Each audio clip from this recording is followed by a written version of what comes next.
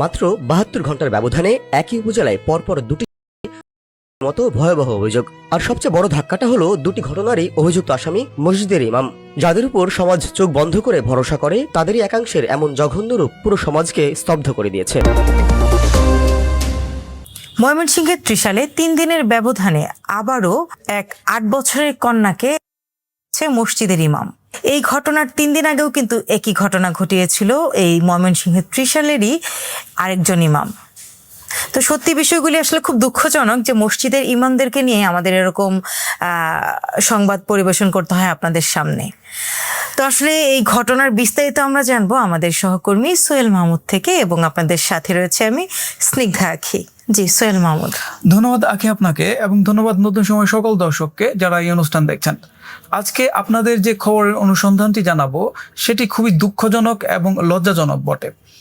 এবং এই ঘটনাটি ঘটেছে ময়মনসিংহ জেলার ত্রিশাল থানার বালিপাড়া ইউনিয়নের দক্ষিণ বালিপাড়া ৫ রাস্তা মোড় এলাকার খালেক মণ্ডল জামে মসজিদের ইমাম সেই এলাকার ভ্যান চালকের ৮ বছর বয়সী কন্যাকে।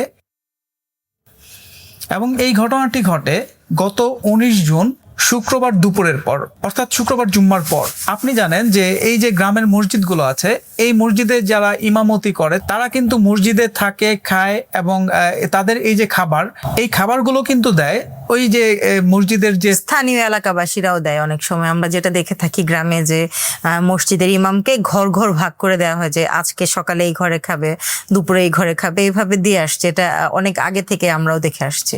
মসজিদের এলাকার যে মুসল্লিরা আছে তাদের বাড়ি থেকে কিন্তু ইমাম সাহেবের খাবার খুব সম্মানের সাথে, এটা খুব স্বাচ্ছন্দ্য বোধ করে গ্রামবাসী যারা থাকে তারা খায়, এগুলো দিয়ে থাকে। এই যে মসজিদের ইমাম মোহাম্মদ ইব্রাহিম, তারও খাবার কিন্তু বিভিন্ন বাড়ি থেকে আসতো। সেদিনও এই যে ভ্যান চালক তার বাড়ি থেকে তার স্ত্রী রান্না করে তার যে ৮ বছর বয়সী কন্যা তাকে দিয়ে পাঠায় সেই মসজিদে এই ইমামকে খাবার দেওয়ার জন্য।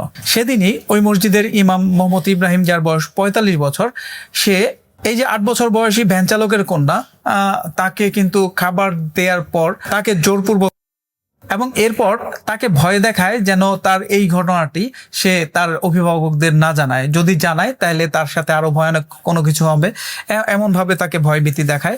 যার কারণে সেদিন ওই ভ্যান চালকের কন্যা তার অভিভাবকদের কাছে কিছু জানায়নি। কিন্তু পরবর্তীতে সে ক্রমে অসুস্থ হয়ে পড়ে, এবং গত সোমবার, অর্থাৎ তার ওই ঘটনার ৩ দিন পর তার শরীর আকস্মিকভাবে খারাপ হয়ে যায়। এবং হঠাৎ কেন এমন খারাপ হলো, তখন তার মা যখন তাকে জিজ্ঞাসা করে তখন সে ভয়ে ভয়ে কিন্তু এই কথাটা বলে ফেলে।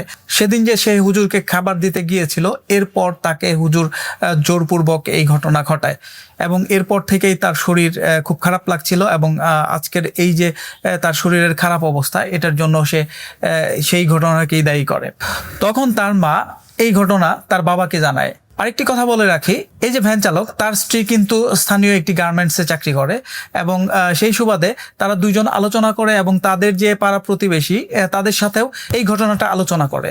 এরপর তাৎক্ষণিকভাবেই ক্ষুব্ধ এলাকাবাসী এবং তার বাবা মা সহ সেই ইমামকে জিজ্ঞাসাবাদ করার জন্য যায় যে এই ঘটনার সত্যতা কতটুকু। এবং তাকে জিজ্ঞাসাবাদের সময় প্রাথমিকভাবে সে অস্বীকার করলেও পরবর্তীতে যখন এলাকাবাসী তার উপর চড়াও হয়, তখন এক পর্যায়ে সে স্বীকার করে এই যে কথা।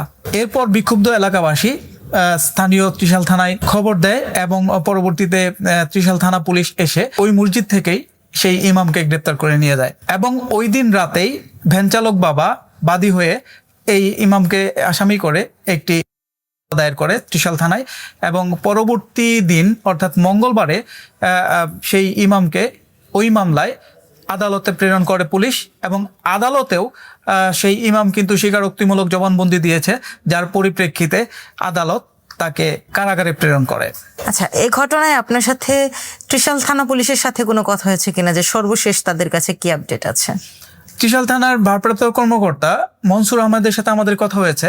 উনি বলেছেন যে স্থানীয় এলাকাবাসীর কাছে খবর পেয়ে তারা সেই মসজিদের ইমামকে সেই মসজিদ থেকে গ্রেপ্তার করে, এবং গ্রেপ্তারের পর ভুক্তভোগীর বাবা বাদী হয়ে তাদের থানায় একটি মামলা করে, এবং সেই মামলার পরিপ্রেক্ষিতে পরবর্তী দিন তারা আসামিকে আদালতে প্রেরণ করে, এবং যে ভুক্তভোগী ৮ বছরের কন্যা তাকে চিকিৎসা এবং স্বাস্থ্য পরীক্ষার জন্য ময়মনসিংহ মেডিকেল কলেজ হাসপাতালে পাঠিয়েছে। এটি সে আমাদের সর্বশেষ জানিয়েছে। জি, ধন্যবাদ সোহেল মাহমুদ। ধন্যবাদ দর্শক এতক্ষণ সময় আমাদের সাথে থাকার জন্য। আসলে আমরা যখনই কোনো মোবাইলে স্ক্রল করি বা পত্রিকা খুলি বা টিভির পর্দা দেখি, সবসময় এরকম এই ধরনের সংবাদ দেখে থাকি। আর এখন আমার মনে হয় যে বাচ্চার বাবা মারাও যথেষ্ট সচেতন। তবে যখন একজন ইমাম বা হুজুরের কথা আসে তখন কিন্তু আমাদের মনটা একটু নরম হয়ে যায়, একটা বিশ্বাসের জায়গা তৈরি হয়ে যায়। সেখানে হয়তো এই 8 বছরের যে কন্যা, তার বাবা মাও চিন্তা করতে পারেনি যে এই ছোট মানুষটি হুজুরের জন্য খাবার নিয়ে যাচ্ছে, এই খাবার দিতে গিয়ে এরকম একটি ঘটনার শিকার সে হবে।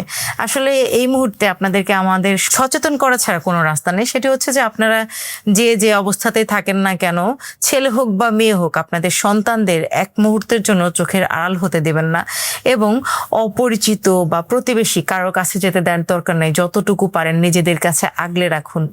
ভালো থাকুক, বেঁচে থাকুক অন্তত আমাদের এই আদরের সন্তানগুলি। তো এই ঘটনা আজকে এ পর্যন্তই ছিল। আজকের মতো বিদায় নিচ্ছি। পরবর্তীতে দেখা হবে অন্য কোনো ঘটনা নিয়ে। ততক্ষণ পর্যন্ত ভালো থাকুন, সুস্থ থাকুন। আল্লাহ হাফেজ। আল্লাহ হাফেজ।